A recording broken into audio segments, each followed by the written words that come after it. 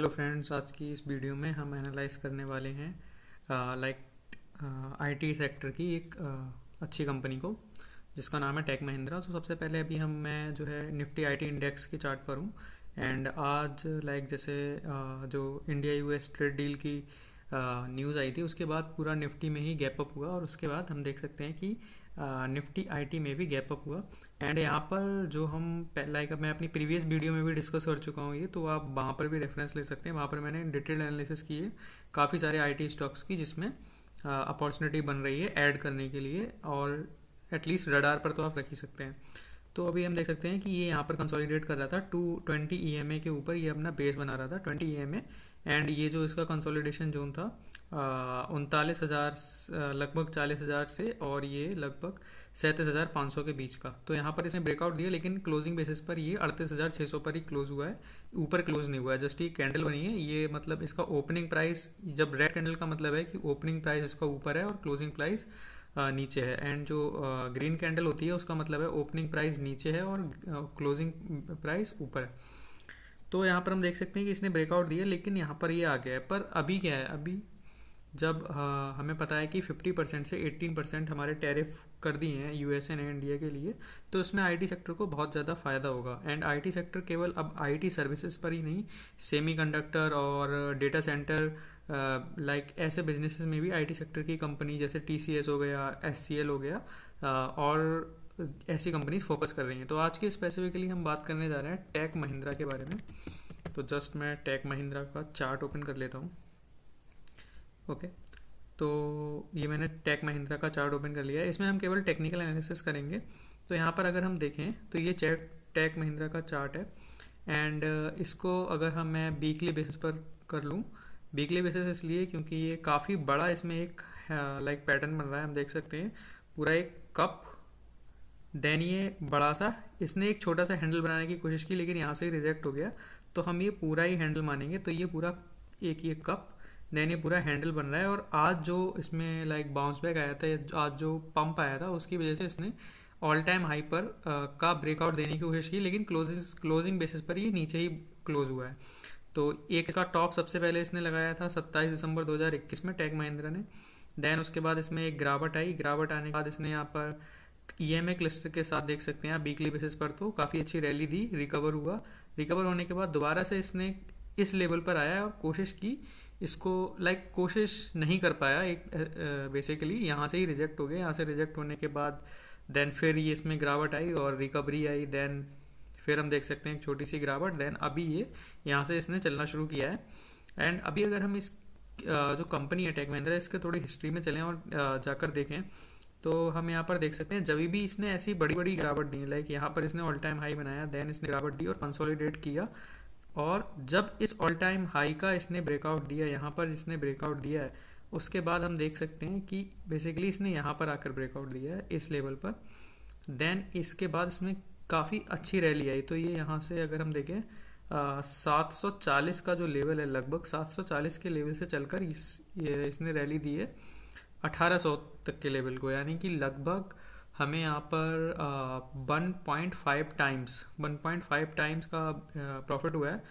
तो ऐसा ही, और अभी क्या है, पूरा आईटी सेक्टर, आईटी इंडेक्स ही नीचे है, कंसोलिडेट कर रहा है जैसे मैंने आपको दिखाया था वहाँ पर, और बड़े बड़े आईटी के स्टॉक्स नीचे हैं, और ये जो है अपने ऑल टाइम हाई पर है। ऑल टाइम हाई का मतलब ये नहीं कि यहाँ पर कोई डेंजर है खरीदने में, क्योंकि ये एक ही जोन में अगर हम देखें, ये जो आज का अगर हम प्राइस देख लें, अगर हम इसको इस प्राइस पर भी मान लें, अभी तो ये 1716 के प्राइस लेवल पर है, अगर हम इसको 1820 के भी प्राइस लेवल पर मानेंगे, तो हम देख सकते हैं कि ये 2021 के प्राइस लेवल पर ही ट्रेड कर रहा है, क्योंकि इसने जो 1800 का ऑल टाइम हाई लगाया था, ये 24 दिसंबर 2021 में लगाया था। उसके बाद तो इसमें गिरावट आई, कंसोलिडेट किया, रिकवर हुआ, यहाँ से रिजेक्ट हुआ, देन ये जो पैटर्न इसने बनाया है वो मैं पहले एक्सप्लेन कर दिया है मैंने प्रीवियसली। तो यहाँ पर अगर हम इसको थोड़ा सा जूम आउट करें, और यहाँ पर देख सकते हैं कि एक अच्छा कैंडल बनाया, लेकिन क्लोजिंग बेसिस पर ये नीचे आके क्लोज हुआ है।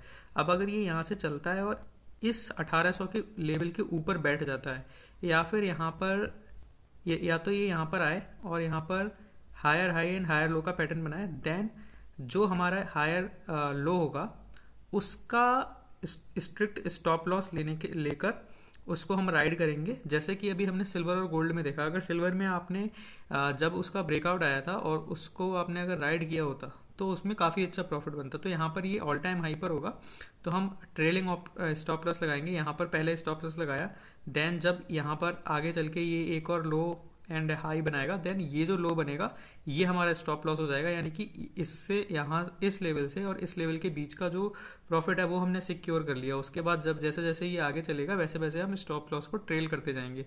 तो ये बेस्ट स्ट्रेटजी होती है जब भी कोई स्टॉक है हमारा ऑल टाइम हाई के ऊपर ट्रेड कर रहा होता है। तो बेसिकली मैं इसको हटा देता हूँ, 1 सेकेंड।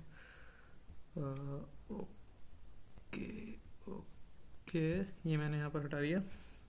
तो अभी अगर हम इसका टारगेट निकालें तो टारगेट जैसा कि मैं आपको पहले ही बता चुका हूँ, यहाँ पर कप विद हैंडल पैटर्न बन रहा है। तो कप विद हैंडल पैटर्न का टारगेट हम निकालते हैं लाइक ये जो कप होगा उसकी डेप्थ को मेज़र करेंगे, यानी कि उसकी डेप्थ को मेज़र करा, ये जितनी भी पॉइंट की डेप्थ होगी, लाइक परसेंटेज से मैटर नहीं है यहाँ पर बेसिकली मतलब होता है कि पॉइंट कितना है। ये जो इसका लगभग बॉटम आउट हुआ था ये 955 के लेवल पर हुआ था, एंड इसका जो ऑल टाइम हाई है वो है 1805 या 1810 का लेवल। तो 955 और 1810 के लेवल में जितने भी पॉइंट्स हैं ये 856.25, यानी कि अब इस पॉइंट्स को हम ऊपर रख देंगे तो यहाँ से हमारा गेन निकल के आ जाएगा।